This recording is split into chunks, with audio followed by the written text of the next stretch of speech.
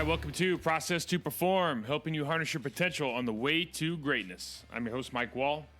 Thanks as always for listening. If you're enjoying, please subscribe, rate, and review on iTunes, Spotify, and iHeartRadio. And I really want to give a special thanks to Kiko Alonso for joining us last week. Really enjoyed not only the interview, but the message that he sends and the work that he puts in every day. Really the epitome of the kind of athlete I think that, as a parent now, we hope, our kids can aspire to be. Someone to really look up to for the aspiring athletes. So thank you again, Kiko. I wrote a blog last week on unrivaledsystems.com, our parent company, on behavioral cueing. Really identifying what your trigger points are as an athlete and how to dissipate anxiety so you can press forward and always live in the moment. We've all seen basketball players go through a routine at the free throw line, or soccer players take a couple moments to themselves before a penalty kick.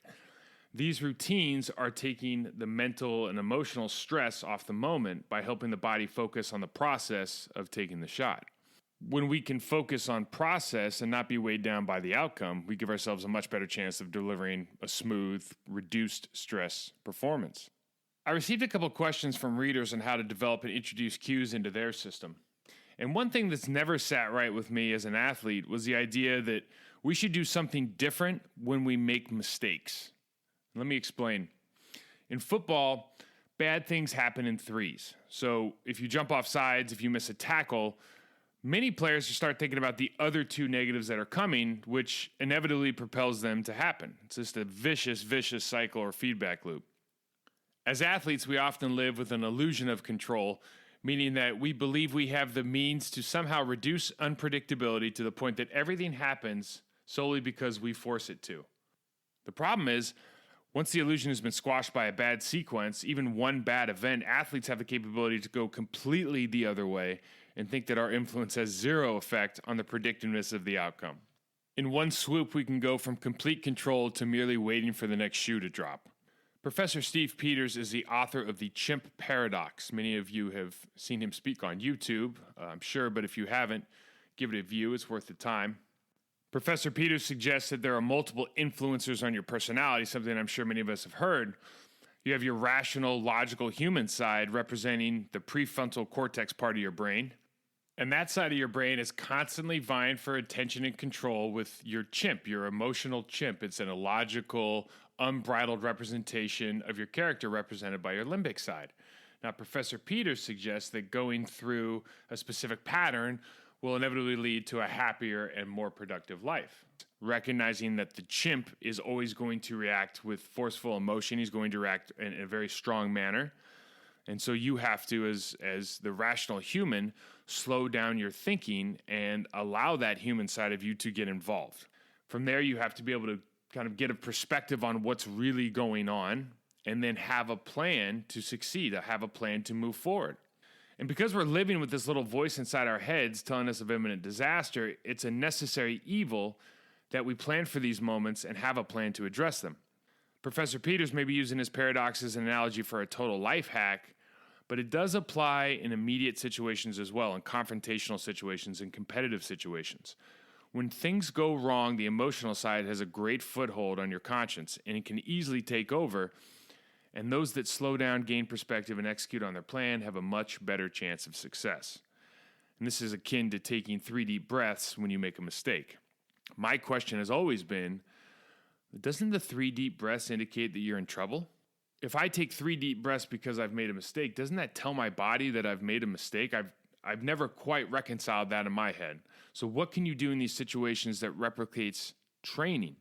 The whole idea that we don't rise to the occasion, we fall to the lowest level of our training. How do we replicate these situations in training or establish foundational processes through training so that when we do reach games, we can handle any situation that might arise either to us, to our team, or around us?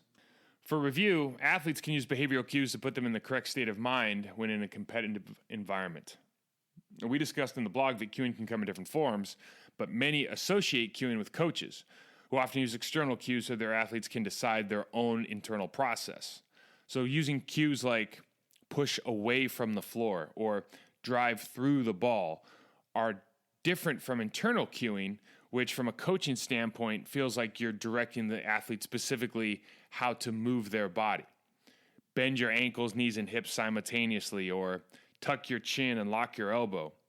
In contrast, the external awareness allows the athlete to self-regulate how they're going to push away from the floor, how they're going to swing through the ball.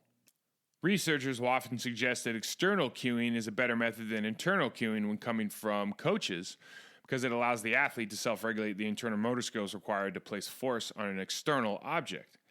But from inside our own heads, athletes want to self-regulate with positive action commands associated with our process. Using process-based cues allows us to lock in our mindset on the technical aspect of the event so we can automate and focus our energy on reading and reacting, things that we've talked about at length on Process to Perform. Personally, I've found success with some combination of cognitive emotional reminders and then action reminders. As I've spoken about before, in my third year, I really struggled with technique, and in the process of fixing that technique, I started developing cues for myself. I had no scientific reasoning behind what I was doing. I just knew that it helped me lock in. It took away some of the anxiety that I felt internally. It helped me get into that right read and react state where I could communicate with my teammates. I could see what was going on. I could read the defense, etc. I used to say in a run play, I would say second step down, and then in a pass play, I'd say set in hands. And those simple rhythmic cues that I said every play for 8 years really helped me dial in mentally. Because the mind-body relationship is really fascinating, and we often think about our senses only in terms of smell, taste, touch, sight, and hearing, things that we learned about when we were kids. Those are called exteroceptive senses. But there are also interoceptive senses that we have to consider. Things like the butterflies you feel in your stomach before your first at bat, or the sensation of your heart pounding through your chest right before they ring the bell. These sensations are interconnected with what you are feeling emotionally. So those with elevated sensitivity to interoceptive senses will experience higher bands of emotion, more volatility. And this mind-body connection seems to work in both directions, meaning that if the mind picks up on signals being sent from the body, it can adjust its state of affairs. It can move to anxious, excited, scared, aroused, etc. So cueing the body throughout the event can improve one's ability to maintain a focused mind. Deep breaths are an easy tool to put in your toolbox, and I just argue that there's a value in constantly communicating with yourself, regulating your situation regardless of what time is left in the game or what the score is or how things are going. I'm never looking for a quick fix. I'm looking for a plan, and the plan has to cover the entire event. In order to maintain focus through an entire event, we need to develop a framework, a consistent framework to operate in. Competitive athletes need to be able to switch their internal processes to external processes, that read and react state, as often as possible. So in addition to the technical work we've touted, the conceptual knowledge of scheme, we need to set the parameters of our thoughts to maximize brain function on the task at hand. Now, just as we follow routine to allow ourselves to be in the moment during important events, we have to set a routine within those events to actively work our focus and intentional direction. Positive self-talk, physical cues and reminders. These skills prime our minds to be in the best state to accomplish our goals.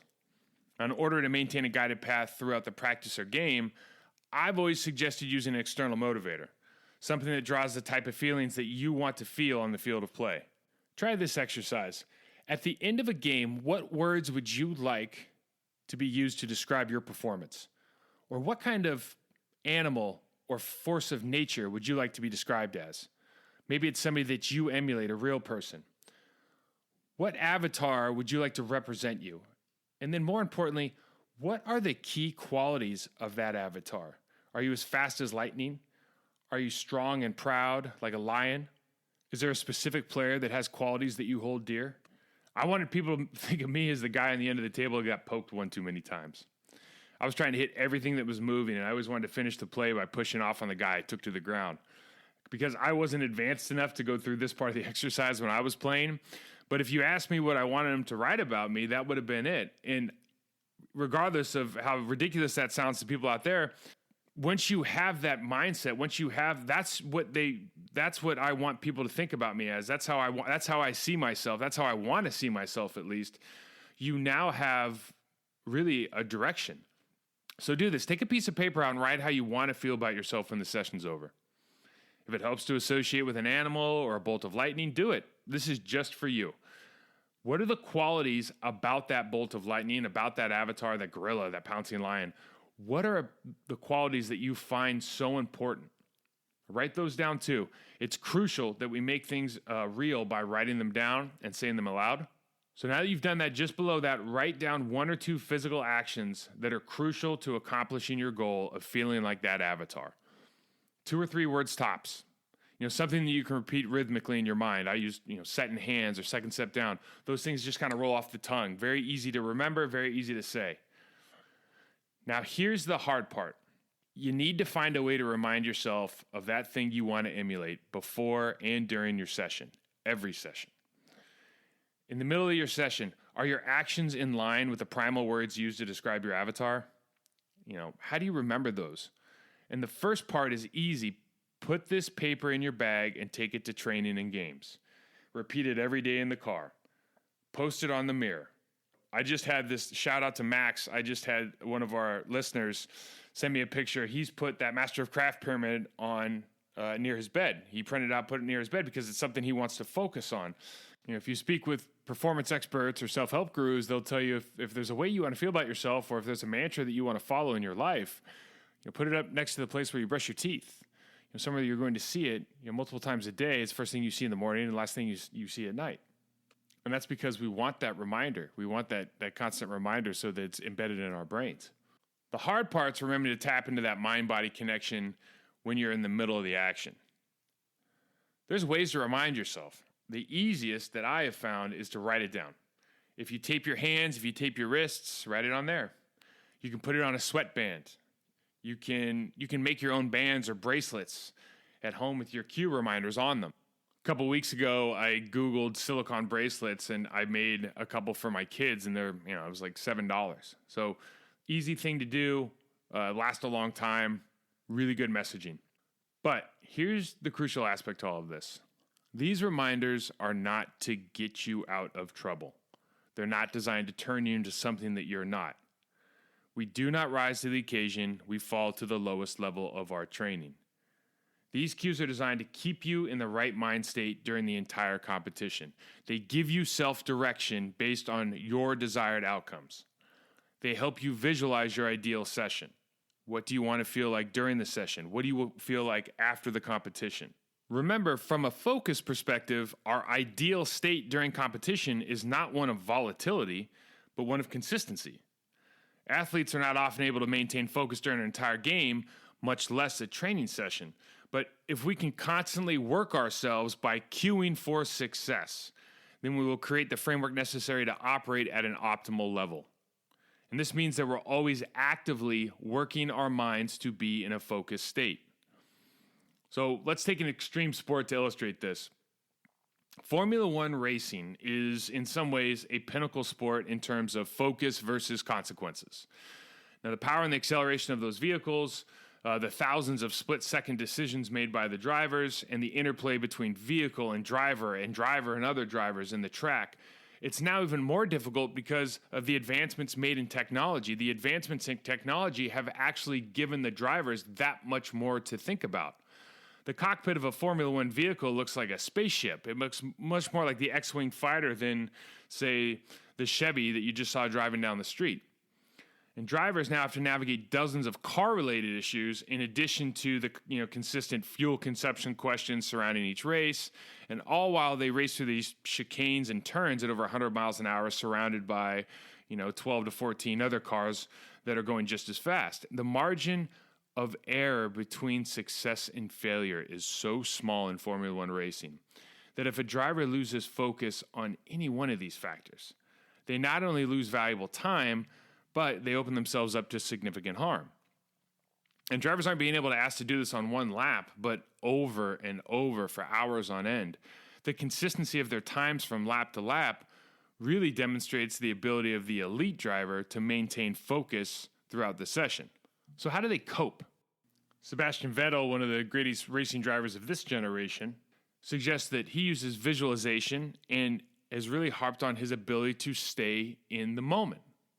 Mistakes must be forgotten immediately. You must live in the moment. It's great insight from one of the best, but Visualization is really the heart of what we're talking about as well. Finding that avatar, finding what you want to feel like during the competition, how you want to feel after the competition, and understanding, I think, there's always differences in sports, and you understand that a Formula One driver has a very specific path on a track, but having the wherewithal to focus through that entire process allows them to make adjustments when adjustments are necessary, when unforeseen circumstances arise. Race car drivers, like boxers, like MMA fighters, they have personalities on the track. Are they calculating? Are they brave and brazen? They have a way that they envision themselves, and they execute that vision on the track through visualization, through preparation. And I think we can go through, any competitive sport, any high-stakes sport certainly, and see the benefits in performance from visualizing or using that avatar to think about what you want to feel like during that performance, and then using all of these cues so that you can really work yourself during the entire event so that you can maximize your ability to focus. And these are tricks of the trade that I certainly didn't understand, especially as a young athlete. And as you gain confidence and as you gain experience, as I told you about the cues that I learned, I didn't know why I did it. You just know that you're doing it. And as research comes out and as you start reading more, you understand that these things are kind of proven methods to help. So I hope this answers some of the questions that were out there earlier from the blog, again, at unrivaledsystems.com. As I've said many times, I think that the brain and the concept of the athlete mind and how we are to manipulate that over time is really the final frontier in sport. It's super, super fascinating. I need to get one of these sports psychologist experts. I have a couple in mind to get on the show because I really think that is the differentiator that we don't talk about enough. So that is the episode for the week. If you have any questions, please hit me up at info@unrivaledsystems.com. Hit me up on Twitter at unrivaledess or on Instagram at unrivaledsystems. Again, if you are enjoying Process to Perform, please subscribe, rate, and review on iTunes, Spotify, or iHeartRadio. And as I said last week, this is a great opportunity, maybe more so than any other time in our history, at least my history. This is an opportunity to come together as a community, and parents, players, there are coaches out there that want to help, that want to get involved, that want to help you reach your ceiling. So reach out to them. If I'm that person in your neighborhood, reach out to me. We're all happy to go out there and do the best we can and help these kids work, prepare, and when we do get back on the field of play, we get back being the best version of ourselves. So again, I'll talk to you next week. I'm Mike Wall, and this was Process to Perform. Thanks a lot for listening.